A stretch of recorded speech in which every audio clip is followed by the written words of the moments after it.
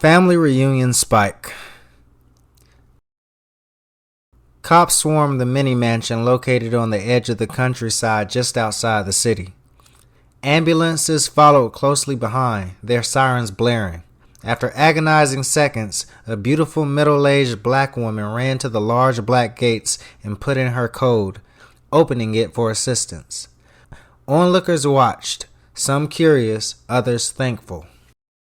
Hours later, Evelyn Williams sat uncomfortably in the luxurious high-backed chair, trying to ignore the imposing figure of Detective Ray Mitchell looming across from her. They were in one of the many rooms of her huge home. It was dimly lit as she fiddled with her wavy black hair, tucking a loose strand behind her ear. Savannah was beautiful this time of year, and the breeze was just right for a get-together. "Now, Miss Williams," Detective Mitchell began, his deep-set brown eyes bearing down. "You organized the family reunion, correct?" Yes, I did," Evelyn stammered, clearing her throat. "I'm a doctor, you know, and my job keeps me quite busy, so I don't get a lot of time to spend with my family. We hadn't had one in years, so I thought a reunion would be just perfect." She tried to smile, hoping to lighten the mood even just a little. Mitchell scribbled lines onto his notepad without breaking eye contact. "How familiar are you with the other members of your family?" She clasped her hands together, saying, "Oh, most of them I've known since I was a little girl. Oh, and I've been so busy lately, I realized that I hadn't even seen my mother in a year." "Interesting," Mitchell murmured, jotting down more notes. "This is a very serious matter, ma'am." "Look, Detective, I don't know who put weed in the punch, but I can assure you that it wasn't part of my plan. All I wanted was for everyone to have a good time and remember we're family in the first place." "Family is important, Miss Williams. I understand that, but we still need to find out who did this and why," he leaned in. "Of course, yes, of course," she nodded. "I'll do everything I can to help you figure it out." "Good, I'm sure you will," he replied, giving her a curt nod before continuing. "So tell me everything you remember about today." Evelyn took a deep breath before beginning. "Well, okay, let's see. Everyone had started dancing. It was supposed to be the highlight of the evening. Then the next thing you know, people were tripping over each other, laughing at things that normal people don't usually laugh at, like Grandpa Edgar's jokes, for example. And, well, you saw the aftermath." "Any idea who might have spiked the punch?" Mitchell asked, his eyes narrowing. "Again, I am not sure," she hesitated before saying, "But Tasha, my sister might have had something to do with it." "Your sister?" "Yeah," she sighed, running a hand through her hair. "She can be quite spontaneous. Plus, she might have thought the reunion needed more excitement. I don't know, I'm just guessing." "Interesting," Mitchell scribbled in his notepad. "You didn't see her near the punch at any point?" "Well, everyone went for the punch at some point. All the adults at least, but I can't say for sure if she did anything to it. I was busy playing hostess, trying to keep everything together." "Miss Williams, listen, this is a very serious issue," Detective Mitchell warned, his tone stern. "If Tasha did do this, there are consequences. Honesty is key here." "I understand that. Like I said, I don't know for sure. It was just a guess. I'm sure she wouldn't get in any real trouble for this, would she, Detective?" "Miss Williams, a large number of your guests were unknowingly exposed to marijuana. These are people that have jobs and could lose them if there was a drug test. There are people who swore off alcohol and drugs only to have someone slip it in their drinks tonight. Thank God that no children actually drank from it, for whoever's sake that did it, and yours." Evelyn furrowed her brow and pursed her lips. "Miss Williams, whoever did this, whether that be you or someone else, is looking at a felony and prison time." Her heart dropped. "Now," he continued, "are you absolutely sure there isn't anything you want to tell me?" Evelyn took a deep inhale and said, "No." Mitchell gave her a long look following her words, saying, "Well, all right then, Miss Williams. Please continue. Evelyn began saying, "The truth is, the day started so well. Everyone was excited to be back here at my house for the last day before we had to get back to our real lives." "Go on," he urged, leaning back in the chair with his arms folded across his chest. Evelyn reflected on the earliest memory of that day. It was morning and the sun began to beat down on the family members gathered in the yard. She stood in front, a rolled up map in hand and an eager grin spreading across her face. "All right, everybody," she called out, waving the map like a flag. "It's treasure hunt time. Here are the rules," Evelyn explained as Tasha performed exaggerated stretches to the side, much to the amusement of some nearby children. "Each team will follow the clues on their maps to find the treasure. The first team to find it wins. Remember, it's all about having fun," she added, to which everyone nodded in agreement. "Ready?" Evelyn shouted, and a resounding yes echoed back at her. "Set. Go!" The family members dashed off in different directions, their laughter filling the air. Despite the emphasis on fun, their competitive nature soon took over as words of encouragement began to be drowned out by relentless trash talk. "Darrell couldn't find a color in a rainbow," one child said. "If you was looking for good grades like you looking for that prize, maybe you would have passed," Evelyn overheard a parent mention as she watched with delight. They turned over rocks and peeked into bushes in search of clues, and she thought, "This is perfect." She smiled seeing her cousin Sam lift up a garden gnome to reveal a hidden note beneath it. After an hour or so, the treasure hunt came to an end, and the victorious team, led by Tyree, proudly returned with the hidden prize, a chest filled with assorted chocolates, candies, and Amazon gift cards. They whipped, nay-nayed, and grittied all around their winnings, much to the dismay of the losers. Evelyn wasn't surprised. Tyree always was a showboat and hadn't been the nicest person. When they were teenagers, he came to visit during the summer and she remembers the prank he played. They were all going to Disney one day and Tyree, who was a year or so younger, decided it would be a hilarious idea to spray a stink bomb all over her and her bag right before getting on a roller coaster. It seemed odd that he changed his mind, deciding to not ride, feigning fear, right before it took off. She was so embarrassed they had to leave the park. Evelyn couldn't get that smell off for the rest of the day.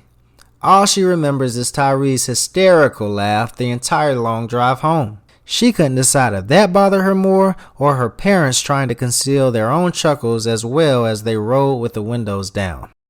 "Okay, so everyone arrived back here after the treasure hunt at the lake around noon," Evelyn continued. "The kids were a little dirty, but were all smiling while all the adults were laughing and talking about it. I mean, it felt like we were really connecting. So much fun. Too bad I had to leave early to help set up." "Sounds great. What happened next?" Mitchell asked. "Right, so we all had dinner together, which went surprisingly smooth. My uncle even made a toast to me for organizing everything." "Good for you," he said, tapping his pen against his notepad. "And after the dinner?" Oh yeah, we played charades. Old-fashioned, I know, but I thought they would enjoy it, and they did. Everyone got into it, even my grandparents. It was so funny. Aunt Mary tried to act out Titanic, but she slipped and almost took down my curtain. I tried but couldn't stop laughing. Maybe it was the punch." "Sounds like quite the party, but let's get back to the main issue. When did things start to go wrong that you noticed?" "Right, it was during the evening party, after the games and dinner. Most of the kids were either sleeping or somewhere playing, but all of us were dancing and having a good time, you know? That's kind of when I really noticed people started acting strange." "Strange how?" "Like weird, like laughing uncontrollably, being overly affectionate and loving, like my cousin Tyree, who I was telling you about, been mean to me since we were kids, now all of a sudden was coming up and apologizing. And I know that's not normal. I mean, I don't know. People were just being extra." "Okay, so during the dinner is when you remember where it all started. Now, about your sister, any other reasons why you would suspect her?" "None that I could think of right now. You know, now that I think of it, I don't think she would do that." "Okay, tell me what else you remember." Evelyn leaned back in her chair, closing her eyes as she recalled the morning of the family reunion. The sun had barely risen, casting a warm golden glow over her backyard as the excited chatter of family members echoed through the air.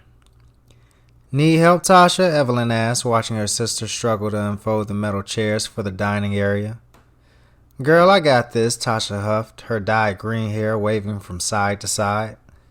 "I'll be done in a few minutes anyway. Then I'm going out to smoke." Tasha's green hair vibed well with her dark skin. She wore a tight black halter top and a pair of black sweats that somehow still accentuated her rear end. Maneuvering easily in her green furry slippers, she assisted her sister. "Girl, you still smoking?" Evelyn asked. "I thought you had a good job now." "Evie, what you mean a good job? I do have a good job working at the Oze's." Oze was the biggest strip club in Atlanta. Tasha was a waitress and had been working there for months, sometimes bringing more money home than her sister with her medical degree, which she never failed to remind Evelyn of. "Just 'cause I ain't no doctor don't mean I ain't got no money, honey," she continued while unfolding the last chair. Pulling a joint out of the box in her pocket, she ended, "And you can still smoke and have money," before turning around and walking toward the door. "You coming back?" Evelyn asked after shaking her head. She whipped around and said, "Yeah, girl, I ain't gonna be but a minute. Unless you want to come out and relax too," Tasha smirked. Nah, I think I'm good," she replied as her sister skipped outside. Evelyn noticed Jordan soaking by the food table, glued to his phone. He was one of her favorite nephews and used to help change his diapers. Although he was older now, 15, she was still just as happy to see him. "Jordan, will you do me a favor and help Grandpa Edgar set up the game?" she asked. "Yes, ma'am," Jordan grumbled, sauntering off. Evelyn sighed, moving on to the next task. Across the room, her cousin Mike and his wife Stephanie had just brought and set down the punch bowl. "Will there be enough, baby?" asked Stephanie, her hazel eyes wide with concern as she glanced at the massive bowl they filled earlier. "Should be," he replied, looking in, placing a hand on her back. "At least it looks like it." "Great," Evelyn, who had walked over, said. "I just hope everything turns out well." "It will," Stephanie said, touching her sister-in-law's arm. "Thank you," Evelyn smiled. "Where's everybody anyway?" Mike asked. "They're still at the treasure hunt. Should be here in a few." She was already starting to feel the pressure of hosting and her thoughts raced, trying to ensure everything would go smoothly. Would they like the games? What about the music? Was it too boring? Too ratchet? Would there be enough food, enough drinks? God, I hope so, she thought, looking away. "Cheer up, sis," Tasha called out, having returned from her habitual break. "This is supposed to be fun, remember? Shoo, maybe we'll go out to the club later. I still know how to twerk." "Right," she agreed with a small laugh. Fun. They had finished setting up and most of the family members had returned from the treasure hunt. "All right, y'all," Evelyn exclaimed, clapping her hands. "Hope you enjoyed the treasure hunt. Now let's get started with the other games. We have sack races and tug of war." Everyone cheered, the children especially, as they headed to the huge backyard. "Oh, okay, let's do this," Tasha bellowed, already grabbing a sack and hopping toward the starting line. Later that day, the family gathered around the dinner table to share stories and laughter and enjoy the delicious meal. "Now, before we dig in, I just want to say a few words," Evelyn began, raising her glass. "Now listen, I know everybody ready to eat, but I just wanted to say that I am so glad all y'all came and we're here today to celebrate family, love, and unity. So here's a toast to us, to the memories we made, and the many more we'll make in the future." "Amen, cheers," echoed the family, clinking glasses and beaming at one another. As they ate, Evelyn couldn't help but feel a sense of contentment wash over her. The treasure hunt had been a success, and the warm atmosphere at the dinner was exactly what she had hoped for. This is what it's all about, she thought, looking around at her family, their faces glowing in the soft candlelight. Treasure hunts and laughter, toasts and heartfelt moments. This is family. After dinner, they all gathered in the living room to play charades. All right, Tasha said. "Papa, it's your turn." As her grandfather Edgar stood, clearing his throat, he put one hand on his hip and the other pointing toward the sky. The room erupted in guesses as he acted out his chosen word, preacher, go figure, with fervor befitting his role. Preaching? No. Oh, Baptist preacher, Tasha shouted, doubling over in laughter. Right, who would have thought, Evelyn joked to herself. Good job, baby, Edgar smiled. I gotta admit, I didn't think you'd get it. He returned to his seat, looking at Jordan, and said, Your turn, young man. Jordan rolled his eyes but made his way to the front of the fireplace. He flapped his arms like wings, but Evelyn couldn't help but chuckle. Is that a bird? Mike asked. Come on, y'all, it's obvious, Stephanie said. He's a bat.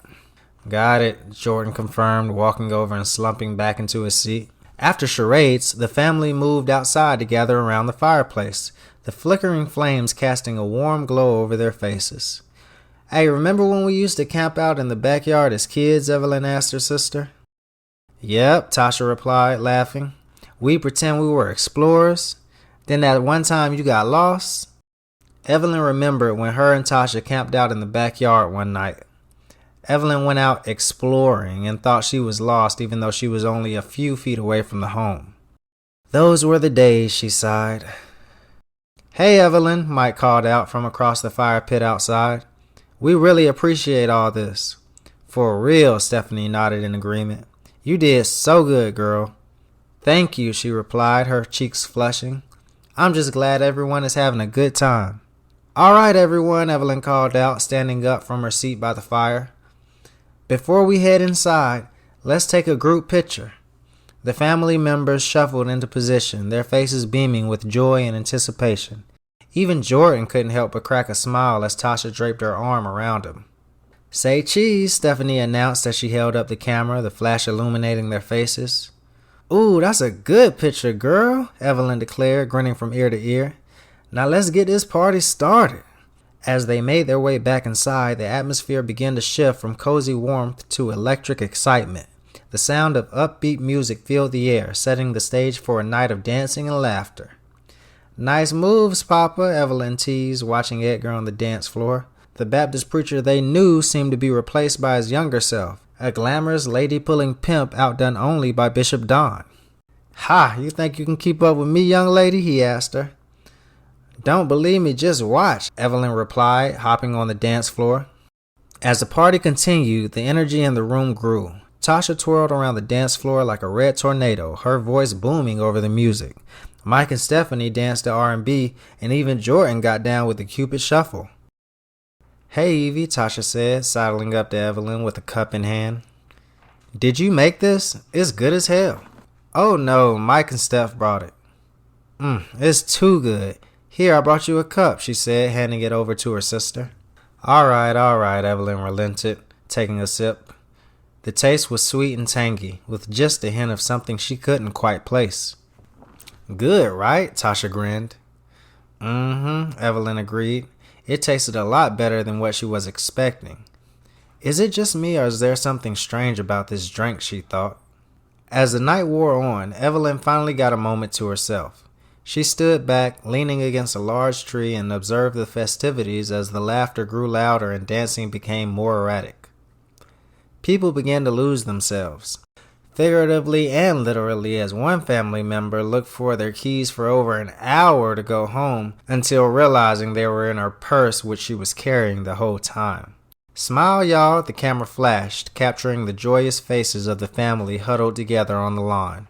Evelyn felt a wave of warmth and satisfaction wash over her as she took another picture. Y'all young folks don't know how to do this, Uncle Fred shouted, cranking up the music, transitioning to the Temptations and other Motown artists. Family members grabbed partners and began twirling around, children fast asleep. Nice moves, Aunt Karen, Evelyn remarked with a grin, watching her aunt twist and turn like she was auditioning for Soul Train. Who knew, Evelyn thought. Thank you, baby, she replied, winking before shimmying away. So what else? Mitchell asked. What else? I mean, the moment I drank that punch, I knew something was off. I took a while to collect myself and drank some water. When I started to grow tired, I wanted to take a quick nap, but knew it was already kind of late. Plus, I had to see everyone out. Did anyone else look tired?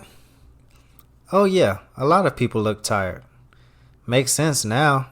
It was getting late and a few people already told me they weren't feeling well, dizzy and all that mess, and they knew I was a doctor, so I made the decision to end the reunion right then. I mean, it was already 11 and we had people staggering. All right, everyone, time to wind down, Evelyn called out, trying to be heard over the noise, but her words fell on deaf ears as the party continued. Fine, I'll do it myself, she muttered, striding over to Jordan, who had taken over the DJ booth. Back that thing up. The sudden silence caught everyone's attention as they looked toward Evelyn, who had just cut off the music. All right, y'all, that's enough for tonight. Let's all get home and get some rest. I appreciate y'all coming. If you need a place to sleep, of course you can stay here for the night. Some grumbled while others happily obliged, heading indoors with arms draped around each other. Just as Evelyn was about to follow suit, she noticed flashing lights. Aunt Evie, the police outside, one of her nephews yelled. The family members followed as she rushed through the house and out the front door to confirm. Uh-oh, she whispered, watching as a group of officers led by Detective Mitchell stepped out of their patrol cars and approached. Evening, ma'am, Mitchell introduced. We received a noise complaint and reports of a disturbance. Want to fill me in on what's been going on here? Evelyn gulped in her confusion. And that's when you showed up, she ended. And you had no idea why we were here? Why we showed up unannounced at your family reunion, Miss Williams? Mitchell pressed. No, sir, not at the time, no. Mitchell gave her a long look before saying, All right, Miss Williams, you're free to go, but don't leave the premises. We may still have questions. Yes, sir, she said before exiting the room. Moments later, the officer had another suspect. Detective Ray Mitchell leaned back in his chair, staring intently at Edgar Thompson. It was the same room he had questioned Evelyn moments earlier. Edgar sat straight, his suit impeccably neat, his silver hair perfectly combed back. All right, Mr. Thompson, Mitchell began. Why don't you start from the beginning? Tell me about your day. Edgar cleared his throat, saying, Well, I arrived at Evelyn's place early this morning to help get everything ready. Go on, Mitchell urged, leaning forward. Ah, yes, well, he continued, eyes scanning the ceiling. The sun shining bright, not a cloud in sight, and I couldn't help but think what a mighty fine day it was the Lord had made. I remember feeling happy to see everybody. See, reunions are important, young man, for keeping the family together. Ah, yes, sir, Mitchell responded, but let's focus less on the feelings and more on what actually occurred. Oh, okay, so, all right, I got to work right away, setting up the tables and chairs and pulling out the food and all that mess. Once that was all done, I took a minute to look and make sure everything was right. Knowing Evie, she want everything done a certain way. Mitchell nodded. Right, and then the treasure hunt started? Oh, yes, Edgar said, rubbing his hands together. As soon as noon hit, Evie announced the start of that treasure hunt. The first clue led me to that old oak tree at the edge of the lawn. See, my granddaughter got a big old lawn. Anyways, I looked it over and saw a small scroll tucked into a knot in that trunk. I unfurled it to keep the next clue, or to find the next clue, what I meant, which led me to the garden shed. When I was on the road, let me tell you, I was just getting close. Had my two little grandbabies with me helping. Billy, he the oldest, just turned 6 and smart as Elon, he said, thinking back to the afternoon. As Edgar approached the garden shed, he noticed Billy struggling to decipher the riddle on his own scroll. His grandfather couldn't help but chuckle at the sound of the boy's muttered curses, believing he was alone.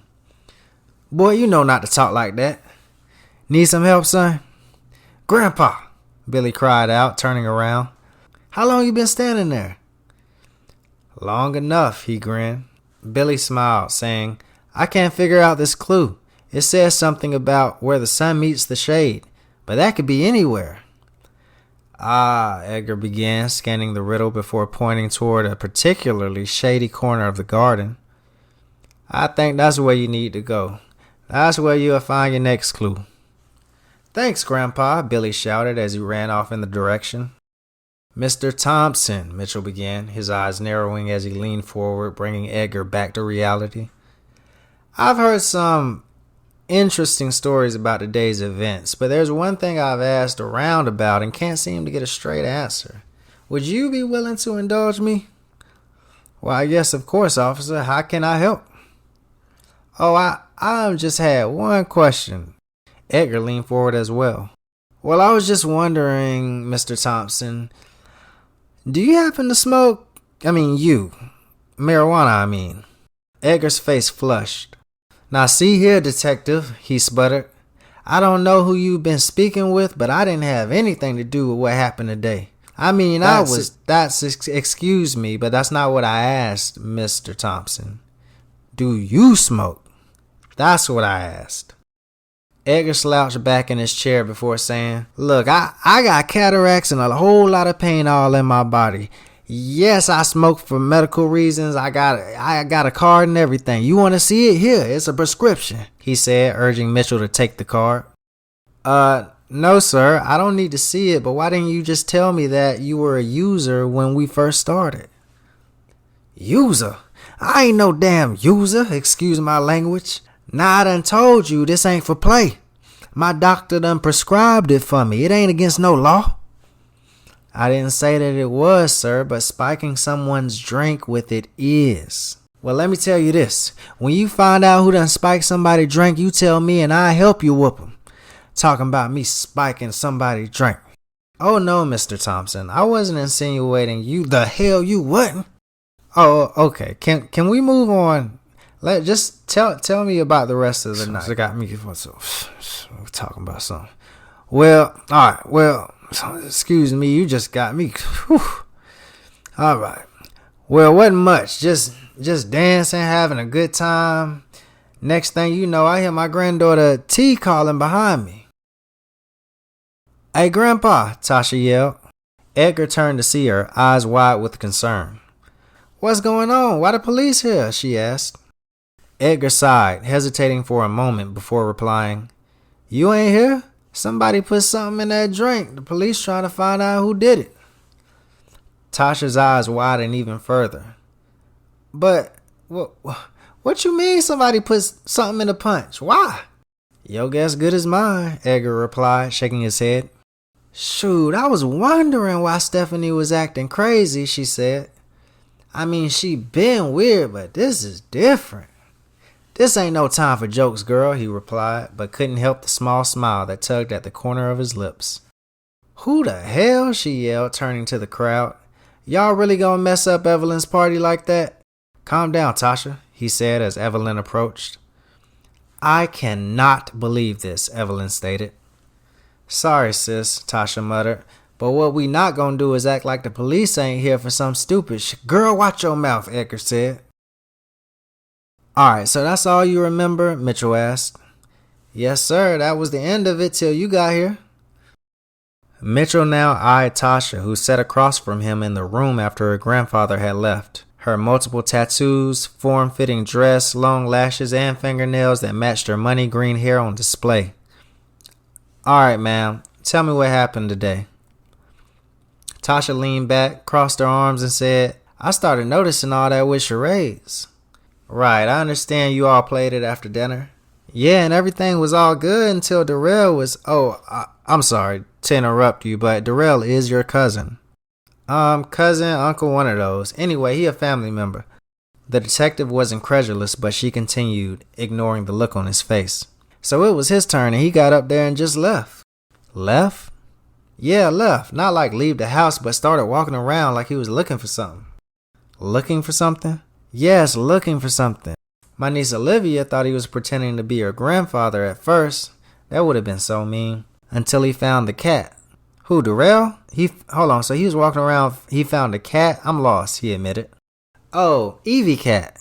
She got a cute cat that's real friendly. Okay, so Darrell found the cat and what happened? Oh, he brought her to the front and everybody got real nervous. You see, Darrell kind of crazy, so we ain't know what the hell he was gonna do. Anyways, he keep putting her down and picking her up over and over again. Putting her down, picking her up. Why? That's what I said. Like, are you trying to be a fireman or something? Like, so what happened next? After a while and no one got it, he whispered in somebody's ear and they busted out laughing. Spilled their drink and all. What did he say? Can you believe this dumb Negro say he was Donald Trump? Couldn't say nothing though, cause some of the kids was still up. And you know they ain't get it. At least I hope they didn't. Anyways, just how he was acting and like how you even come up with that. I knew he was high. And I knew his broke ass can't afford it, so I'm thinking maybe he was drinking some of that sweet juice too. I really thought he was high, especially when I heard he ain't want to go out tonight, and he always want to go out. Alright, Mitchell began. So you played charades, had some laughs, albeit, however, inappropriate. Please go on. Ah, well, Tasha sighed. After the charades, we all gathered around for dinner. Mama made her famous fried chicken, mac and cheese, greens. Oh, and that cornbread and roast beef was fire. Even better than I remember, she said, licking her lips. Damn, I might have been high for real. Oh, and you believe you were exposed? Mitchell asked. Child, I don't know. I mean, I was smoking earlier that day anyway, so I wouldn't have known the difference. But, what else? She continued, noticing his eyes. Before we started eating, I raised my glass and decided to give a toast. I mean, hell, I seen everybody else giving toasts. Why I can't either? Now, I ain't no Tyler Perry or nothing, but I think I did pretty damn good. She cleared her throat dramatically, then raised an imaginary glass. And did anything else particular stand out to you, ma'am? Did it? She repeated, thinking back to earlier. Tasha sat in her chair at the table as the rest of the family also remained seated, salivating, waiting to be served. Evie had just finished speaking, receiving a standing ovation afterwards, Edgar being the loudest among them. All right, it's my turn, Tasha said before the sounds of the claps were even done. Yeah, I know y'all want to eat, just have some patience. Just got one thing to say, she continued, moseying to the center of the dining room near the head of the table where Edgar sat. Jerking his head back, he tilted it and, squinting an eye, looked up. Ignoring her grandfather's demeanor, first of all, I just want to thank all y'all for coming and we sure appreciate it. Even more, I want to thank my sister for putting it together. As she spoke, a few of the other 15 or so members sitting in the massive dining room eyed her closely. Tasha had decided to don one of her favorite outfits, a tight maroon dress. It had one of those tops where it was open in the middle, kind of like someone cut a circle in it, that showed the insides of her, well, those. And to put it politely, they were not unnoticeable. The long dress also exposed the size of her legs, seemingly from her hip to the 6-inch stilettos at the bottom. Looking like she going to the damn club, someone whispered. Who that? A male friend of the family also whispered, trying to conceal his excitement. Did you pick out that dress for your sister? Edgar leaned into Evelyn, who shook her head no as soon as he had asked. I told her to wear something nice, but I guess that's all she had, Evelyn shrugged. He then leaned over to his wife of 40 years, Clara, and said, I don't know what them young folk got going on. Girl gonna have every man from here to Atlanta adjusting their britches with that outfit. Well, maybe not Atlanta, he said, giving her a look. I don't know what got into that child. Clara nodded. The devil is real. I hope she ain't looking for no man. Ain't nothing but family here, he said. Take her to church with us. She'll find a good one there, praise Jesus. I try, Edgar concluded, smirking and turning back toward their granddaughter, who was now cornering the other end of the table. And it's kind of hot in here. Y'all don't think it's hot? She asked as she walked, interrupting her own speech. Some agreed, despite the windows being open. It sure is, the male family friend blurted before looking down. Right, so anyway, she continued as Evelyn got up to turn on the AC. I wanted to say I had a dream last night. Oh, here we go, one of her cousins whispered. I'm dreaming about them ribs sitting over there on the table, another joked. Yes, y'all, we gonna eat, Tasha promised. But I just wanted to say in my dream, let me get some more of that punch, Anne interrupted. I'm sorry, honey, she apologized, but let me get some more of that punch, she repeated with her hand in the air, moving her fingers as if trying to conjure up who would bring it. That's too good. The others nodded in agreement, some asking the same. Evelyn went outside to get more as her sister tried to continue. So in the dream, I saw all of us together, just like this, but instead of being here, we was in heaven sitting at the table. I think I'm in heaven right now, the family's friend thought. Hallelujah, Clara said, hopping up and raising her hands, causing her husband to nearly fall out of his seat. Grandma, Tasha Drew Blacken exclaimed, you all right? Yes, baby, thank you. I must have got caught with the spirit. I ain't seen you move that fast in 25 years, Edgar said, helping Clara sit back down. Me neither, she replied. Evie back with that punch yet? All I'm saying, Tasha continued, placing a hand on Clara's shoulder as she addressed the group. Let's not wait till we gone to be together. Let's take advantage of that while we still here. Let's not be acting like strangers. Not texting and calling or answering calls. Like, let's show we family now. I ain't gonna change. Let's take advantage of that while we're still here. Amen, Edgar said, leading the applause. Alright, so you gave your speech, then you all sat down for dinner, Mitchell said, trying to keep his eyes up. Evelyn comes back, and then what? So Evie come back and say we out of the original punch, the one that I guess that tasted real good, and that was Spike, but there was some more of the other punch, she continued, pulling up her top. Everybody was mad, but knowing what we know now, it was probably for the best. Anyway, and then we ate. Ooh, and that food was so good. And then that's when everything went left. What do you mean went left? I mean, that shit ain't go right, she laughed. Nah, I was talking to this dude that came to sit by me. I guess he a friend of the family. Anyways, he was telling me about he an agent for models and all this. I seen him looking at me all night.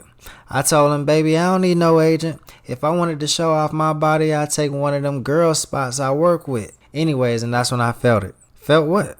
My face. Child, see, I was turning to dude talking, and that's when I felt it hit my right cheek. A biscuit, she continued before the detective could ask, but he did anyway. Excuse me, Miss Williams, did you just say a biscuit? Hell yeah, and I think it was Jordan, but he said it wasn't. Bad self. Wait, so let me get this straight. During the dinner, you think your teenage nephew threw and hit you with a biscuit? It was after the dinner.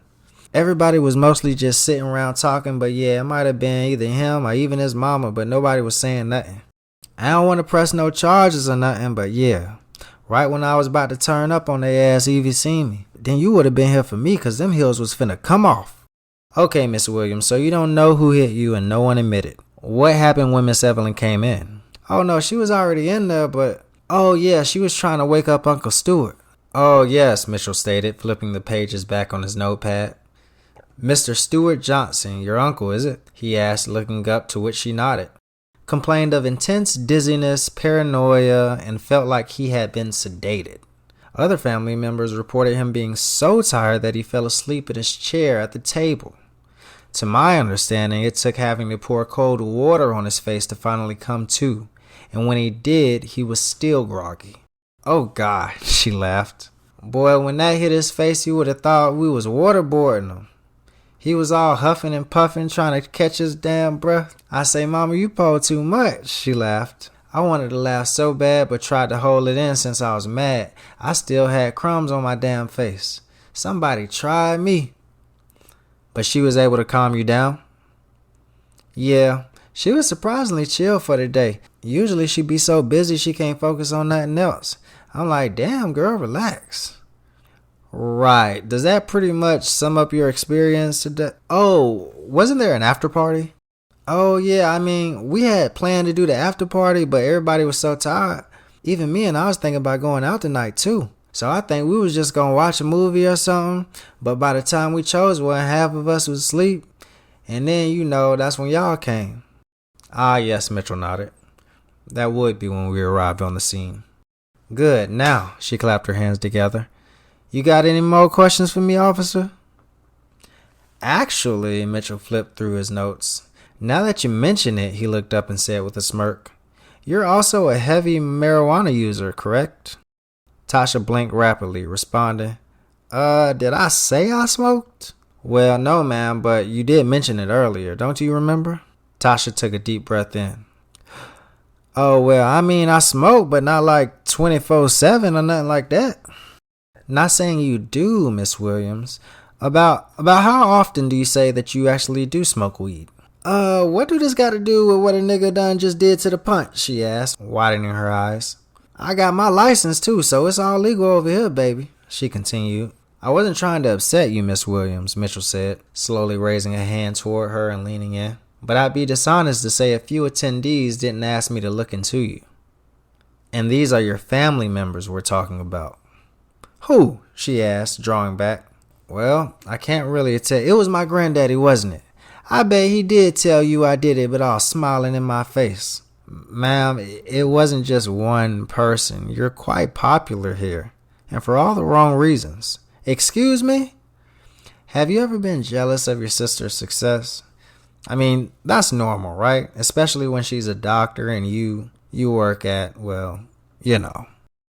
Yeah, no, I know what you're implying, and I may act ratchet, but I am very intelligent and can make my own money. Ain't never asked nobody, family or not, for nothing. And I would never be jealous of my sister. If anything, I've been nothing but supportive the whole time. Yeah, I do think she bougie. Stuck up, high maintenance, yes, of course, everyone does. But I never try to sabotage her success, especially at our family reunion. Later that evening, Detective Mitchell took a breath, sitting across from Jordan while he was slouched in his chair with his arms crossed and glaring at the table. So Jordan, Mitchell began, leaning forward slightly and maintaining eye contact, let's have a little chat about what happened today at the reunion. Alright, where you want to start? I ain't do nothing. Well, actually, before we get there, I'd like to start somewhere else, if that's okay. He was taking advantage of his right to remain silent. Let's talk about your time at school, Mitchell continued. I understand you've had some issues. Jordan scoffed, slouching even further into his seat. He picked at the forest green fabric of his Miami sweater, avoiding direct eye contact. I mean, yeah, you could call it that, but what that got to do with this, though? Your mother informed me that your principal mentioned something about you being caught with drugs. Bruh, that was a long time ago. Jordan rolled his eyes. Like last year or something. Okay, Mitchell said as he wrote in his pad. Was it marijuana? Be straight up with me. Jordan stopped fidgeting, leaned forward, looking Mitchell in the eyes and said, Hell yeah, it was weed. Had a little on me, but it's all good. That don't mean I put nothing in the drinks here though, bro. Question. Have you been speaking with your Aunt Tasha? Yeah, earlier, but not like since the party. Why? Oh, no, it's nothing. So tell me what happened then, Mitchell said, folding his arms across his chest. Start from the beginning. He leaned back in the chair and studied the young man before him. Bet, Jordan sighed, brushing his dreads out of his eyes. So today was the last day of the reunion, I guess, and everybody was all excited. It was cool to see my folks and everything, but I would have rather been playing PlayStation, to be honest with you. Understandable, Mitchell said. Who do you remember being here today? What you mean, like everybody? No, I'm sorry. Just the main people. Alright, cool, Jordan began. There was Aunt Evie. She cool, but she be like a little bit lame. I mean, ain't nothing wrong with that, because she a doctor and everything. Plus, she got me my PlayStation for my birthday, so I guess she's straight. Yeah. She's straight. I see. So you all have a pretty decent relationship? Who else? I mean, this Uncle Mike and his wife, I think her name is Stephanie or something. I call him my uncle, but we really cousins. It's just they so much older, it makes sense. Right, so what do you know about them? I don't know his wife good, because I think they just got married or whatever. But Uncle Mike always been cool. Kind of weird, though. Weird? Weird how? Like, just, one of those smart people that's socially awkward. Mitchell nodded his head. Yeah, like that. I mean, who cool, just like, not normal. Do you think he had anything to do with the incident today? Nah, bruh, and even if I did, I ain't no snitch, homie. Yeah, I understand all that. I still need to solve this case, and Jordan, if you knew or had anything to do with this, then that's right back to juvie. For a long time now. Not the 2-week vacation you took last year. Man, I hear all that. I don't know nothing. Alright, just tell me about what you remember today. Are you willing to do that? I mean, yeah, I could do that. Thank you. Now, please, go on. Alright, so Aunt Evie tried to get me to join some game they was playing, and Mike and Stephanie kept asking about my grades. But what they really wanted to know was about the suspension, I could tell. Do you remember anything specific? Strange, Mitchell asked. Nah, I mean, it was cool for the most part at first. I didn't know if it was the alcohol or something else, Jordan shrugged. Be straight with me. Did you have any other punch? Man, I already said no. Mitchell took a deep breath inhale and asked, "So if I get a rapid marijuana drug test right now, would you pass?"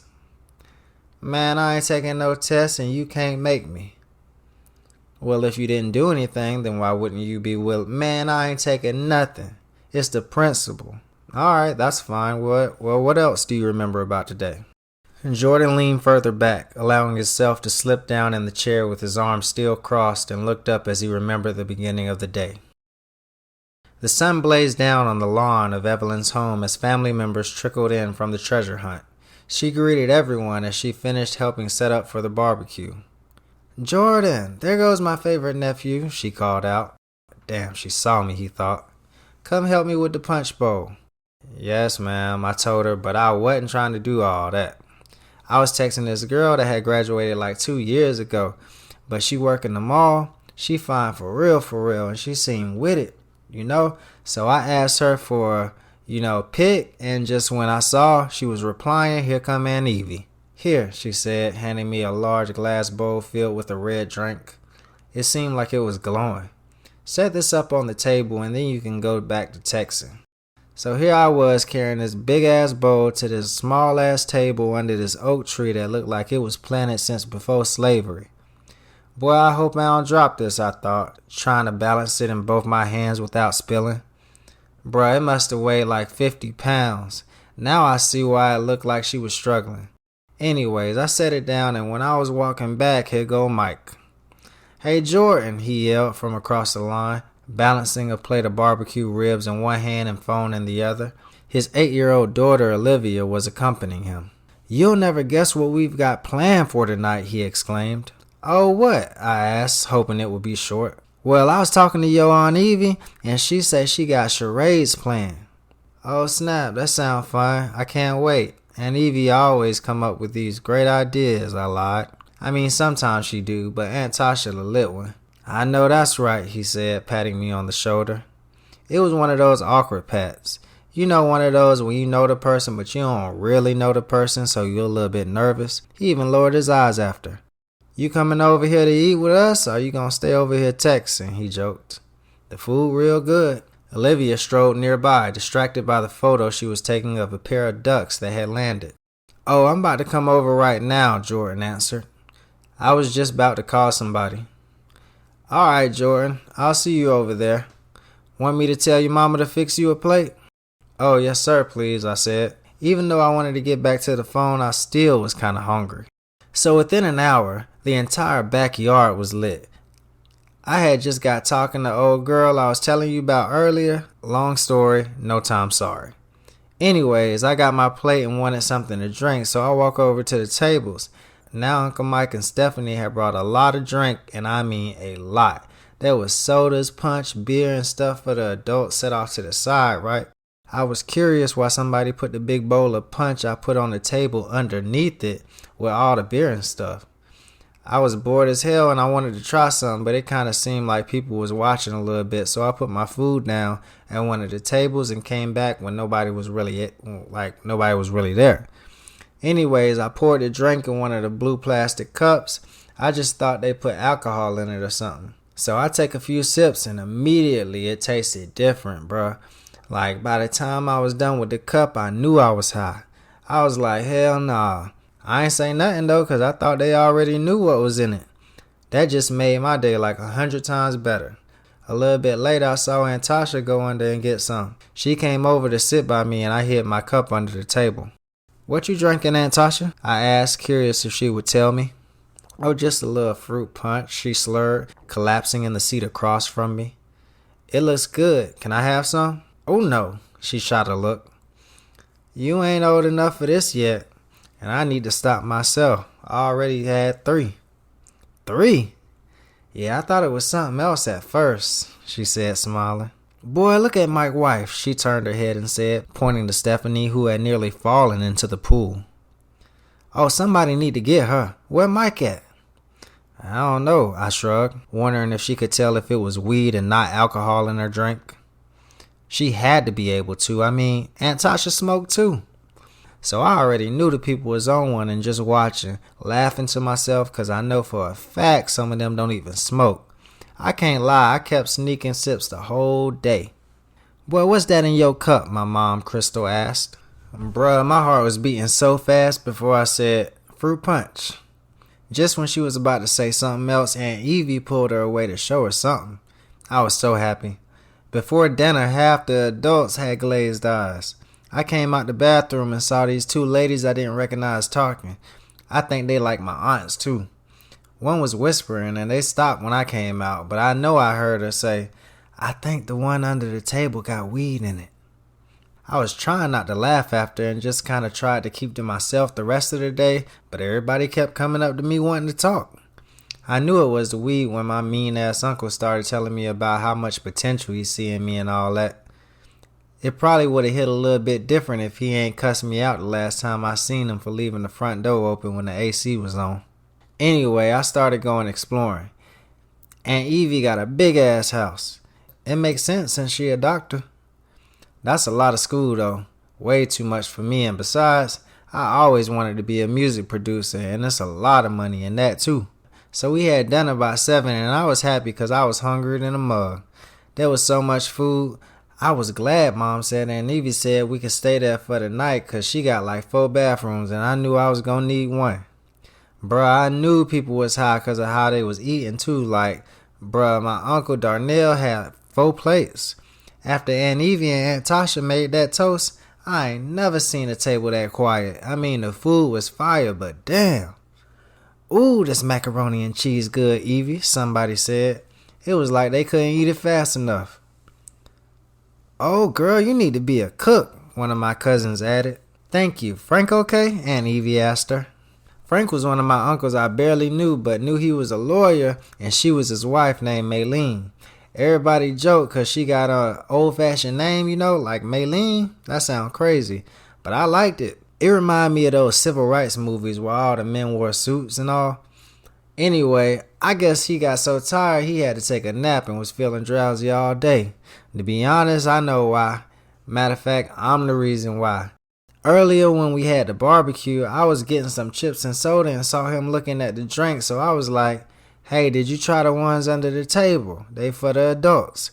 He said, "Nah," and I was surprised as him because I thought everybody knew about that.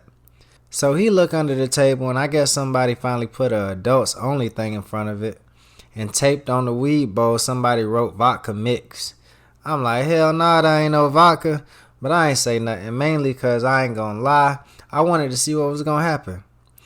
A couple of cousins my age found out about it later, and we was out in the woods in Aunt Evie big ass backyard just chilling and laughing. I ain't gonna lie, it was fun, but yeah, my Uncle Frank tried it since he so happened to like vodka and knew it wasn't no vodka either. But I guess he never smoked before because he said even though he felt different, it tasted light. Like light alcohol or something. What's even funny is he came back for seconds. Fast forward to during the charades, he said he felt tired. I could tell because he could barely keep his eyes open and bobbing his head more than Mayweather. So Aunt Evie let him take a nap in one of her rooms and he had been out ever since, I guess. "Yeah, he fine, girl. It's that jet lag and that damn vodka Kool-Aid or whatever it is," Maylene told Evie. "That's good. Girl, I was getting worried. That is strong though, ain't it?" I was surprised nobody figured it out yet. But I think Reed kinda did. He this dude that I peeped trying to holler at my Aunt Tasha. Right when everybody was eating, this nigga say, "Man, that drink got me feeling high." I almost choked on my chicken, swear to God, bruh. Lucky people just laughed, and as soon as he said that, my grandma's sister say, "That's what that drink could do to you. Have you feeling all types of ways."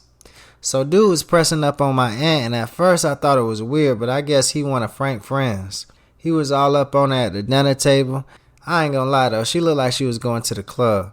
I mean, ain't nothing wrong with that. All I'm saying is if I was anywhere and a girl looked good and was wearing that, I'd try to holler too, but I was like, man, at least be discreet. Every time I look over, he looking at her. Grandpa peeped it too, and I think he was gonna say something till he left to go to the bathroom. But yeah, later on, 5-0 came when I noticed blue lights coming up Aunt Evie big ass driveway. She was like, "Everybody calm down," cause we was wondering why they came and who called. Aunt Tasha looked around and said, "Black people can't never have a good time without some bullshit like this happening." That's when I seen this dude in a suit get out with all the other cops in their uniforms. He walked right up to us and was like, Alright, everybody, no one leave. I need to speak to all of you. Come to find out, he was Detective Mitchell. So that's it? Mitchell straightened up and asked. Pretty much, Jordan replied. So you mean to tell me that the only thing that seemed strange to you today was people being tired? You don't remember anything else? And you're sticking to saying that you didn't have any other punch? Mitchell's voice rose as he tried to contain his frustration. Yeah, bruh. I don't know what else you want me to say. The two maintained eye contact for seconds as if Jordan would change his mind and tell him what really happened, but that would never happen. Alright then, Mitchell said, taking a breath in and looking away. He placed his hands on his knees, still holding the notepad, and said, Mr. Jordan, you may leave. Jordan nodded and Mitchell eyed him the entire way from when he got up to when he exited. The truth was, he was still dizzy from the last bit of punch he downed right as the police arrived. In fact, he finished it off. Mitchell had just finished interviewing Jordan and was now looking for more information. Stephanie and Mike had just come from upstairs from checking on Olivia, who had long since been asleep. Stephanie, Mike, Mitchell barked. I need to have a word with you two. They exchanged glances before stepping forward, both trying to hide their nervousness. Yes, Detective, Mike stammered, his eyes darting between Mitchell and his wife. Mr. and Mr. Henderson, I'm Detective Mitchell. I understand you two are responsible for making the punch at the family reunion, correct? Yes, but okay, great. I'd like to speak with you both. Follow me. Mitchell led them to the same room he had spoken with the others in. After closing the door, he sat down and studied the couple. The husband didn't seem like much, like one of those black guys in the anime and the gorillas. Probably plays that Warcraft game at the local coffee shop with this group he found online. Those glasses were huge. My teacher had glasses like that in 5th grade, Mitchell thought. Mike shifted uncomfortably in his seat while Stephanie at least tried to manage a smile. Yeah, that's right, Mike repeated. We made the punch. Well, Stephanie interjected, honey, we made the punch and all the other drinks as well, alcohol and non-alcoholic. Stephanie thought it important to make this clarification. Well, you would be the primary suspects in this case, Mitchell said. How? Mike asked. It seems more likely that someone would have put something in it after we got here when nobody was looking. It's not like anybody was watching the drinks or anything. Exactly, Stephanie added. And we put vodka in that red punch, not weed. I know it because I added it before putting it on the table with the rest of the adult beverages. Right, well, it tested positive for both marijuana and alcohol, Mrs. Henderson. And while alcohol is no longer illegal in the state of Georgia, marijuana is, especially when it's given unknowingly. Listen, we don't know who did it, Mike snapped. We were just trying to make sure everyone had a good time. Have you spoken to Michael? He seems a little thuggish, Stephanie said. Michael? Mitchell repeated, sharing the same facial expression as her husband. Oh, you know, baby, the kid that got suspended for weed last year or something like that. Maybe he was selling it, she said, turning toward Mike. Oh, you mean Jordan? Yeah, that's it. Where you get never mind, but yeah, I mean, either him or Tasha might know something, Mike added. Yes, Tasha Williams, Stephanie insisted, wanting to make sure the detective got it right. Yes, I've spoken to all of them, but let's now focus on you, especially since you're the originators of the punch. Tell me about your time at the reunion today. Of course, said Stephanie, wringing her hands. There were around 50 people there, mostly family but a few close friends too. It was your typical family gathering, like lots of food, just people having a good time, great atmosphere. Yeah, it started about 3 days ago. I was so excited to meet everyone. Yeah, everybody seemed to be having a good time, added Mike. You know how these things go, cousins reuniting, grandparents fussing about the young people. Until the punch kicked in, of course, Mitchell interjected. Right, agreed Stephanie, her voice trembling. That's when things got a little crazy, Mike clarified. It was nice out today, Stephanie said, and we were all gathered in the backyard. Kids were playing, adults were chatting. It was really so different from what I'm, usually used to. My side of the family doesn't really do reunions. We had set up a long table under the oak tree with all sorts of food and drinks. The punch was on the small table, so I moved it underneath with the adult drinks. That way I can make room for the cups and sodas on top. I mean, everyone seemed to enjoy it. Before things went south, that is. Funny we're in Georgia. Little did we know, sighed Mike, rubbing his temples. So the barbecue was the first time we actually had some of the punch, and I told my husband, this tastes a little weird. But it was so strong I couldn't tell. And like I said, I don't smoke or anything, so I couldn't either, Mike said. I just remember feeling like my whole body was heavy, and when I sat down, it felt like I was sinking into the chair. Yeah, like I said, I thought I may have just put a little too much in there, but I knew something was off when everyone, not just Mike, complained of being tired. And it was everyone who drank the punch. That was when I realized I needed to put a label on the drinks under the table, especially the punch. And while she was off doing that, me and Olivia mingled with the other family members. I was in such a good mood, it was unbelievable. We really got to get together as a family more often. I mean, without all of this. But I'll tell you now, it makes sense why those ribs tasted so good, Mike said. Oh yeah, I've never eaten like I did at the dinner tonight in my life, she said. I knew I was high when I had the munchies, but didn't know where they came from. Usually I don't eat a lot. God, I feel like a pig. I just realized I barely remember any of the people I spoke to or what we even talked about, Mike said, trying not to chuckle. Okay, how about you start with walking me through making the punch? And I want to know every damn detail. From when you got the ingredients all the way to when you set it under the table, Mrs. Henderson, Mitchell ordered, leaning back in his chair, notepad and pen ready. Stephanie took a deep breath in, outstretching her hand toward the detective and said, Well, we can't really do that. What do you mean you can't really do that? Mitchell leaned in. You have to do that. If you don't do that, you'll go to jail. What I mean is, What I mean is I didn't make all the drinks. Oh no, Mitchell said. We're not playing this game. I know you made the drinks. You admitted it. No, I mean, yes, we brought the drinks, but I asked my stepdaughter Olivia to do the punch since I was busy with the other drinks. I still needed to go to the store and pick up the vodka. Plan was she made the punch and I put the alcohol in after, Stephanie admitted, crossing her ankles. Detective, you have to believe us, Mike insisted, wringing his hands together. We didn't spike the punch. It was our daughter Olivia who made it, and I know she wouldn't do something like that, so it had to be someone else at the party. Some sort of sick prank or something. Olivia, your 8-year-old daughter. Mitchell raised an eyebrow. 7, Mike corrected him. She'll be 8 this week. Teenagers do strange things, Mr. and Mrs. Henderson. I meant to ask, you wouldn't happen to use marijuana, would you? His eyes darted back and forth between them.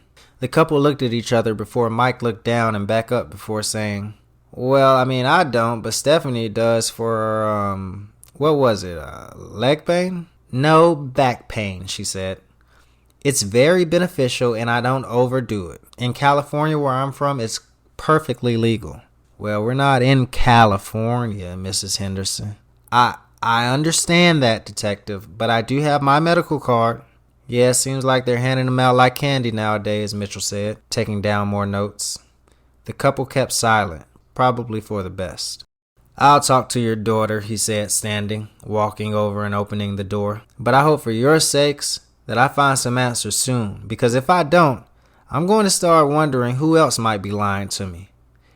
And with that, he walked out of the room, leaving the Hendersons alone. Olivia sat across from Mitchell in the decadent room, making her body seem smaller than it already was. She squirmed in her seat, awaiting the detective's instructions as he jotted into the pad he was balancing on his knee. Why do you use that and not a computer? She asked. Mitchell looked up, mouth agape, and asked, Excuse me? The paper. Why don't you use a laptop or your phone? It's easier. Mitchell took a deep breath in, setting the pad down on his laptop, and sat upright before replying, Not for me. I'm just old-fashioned. Oh, she replied. Alright, did your parents tell you why you're here? They said you wanted to know about the punch. Did they say why? No, they just said you wanted to make sure I made it right. I see. And you are the one who made it, correct? No one else? She nodded. Okay, good. I understand your birthday's coming up. Her nodding quickened before she replied, "In 2 days." "Good. I bet you're excited." "Yeah, Dad said he would take me to Six Flags." "Ooh, that sounds fun. Why don't you tell me about what happened this morning? I mean, before you got to your Auntie Evelyn's house." "Okay, we were in a rush, so I don't know how much I remember." "That's okay, sweetheart. Just tell me what you can." "Yes, sir," she began. "Miss Stephanie let me make it," she continued, her words tumbling out in a rush. "Miss Stephanie? Your stepmother?" "Oh, yeah. Dad said I don't have to call her Mom." "Okay, so she told you to make the punch." "Yes, sir. She said I could do it all by myself since I'm a big girl now, and I was really excited. She had to go to the store with my dad to pick up some stuff. I was in a real big hurry because we had to go to the family reunion and I was running out of time, and she told me to be done by the time they got back, and my friend Megan wanted to bring me my birthday gift early." "Go on."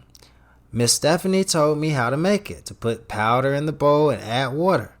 After that, I was just supposed to stir it. I had spilled one of the packs on the floor on accident, so when I got done and looked, I saw it wasn't enough." "Not enough?" "Yes, sir. The bowl was only half full. I called to tell her and she said there was more punch in the refrigerator. So I opened it and found some fruit punch and poured it in there, but it still wasn't enough. Then Megan came by with her mom and gave me the card she made me. She wanted to stay, but I told her that I was in a rush. Then Dad called and said they were on their way back and to be outside with the punch when they get back. So I started rushing even more. That's when I looked and found some other punch in the refrigerator in Dad's room, and after I poured that in, the bowl was finally full." "And do you remember what kind of punch you added?" "What kind of punch?" "Yes, what did it say on the labels?"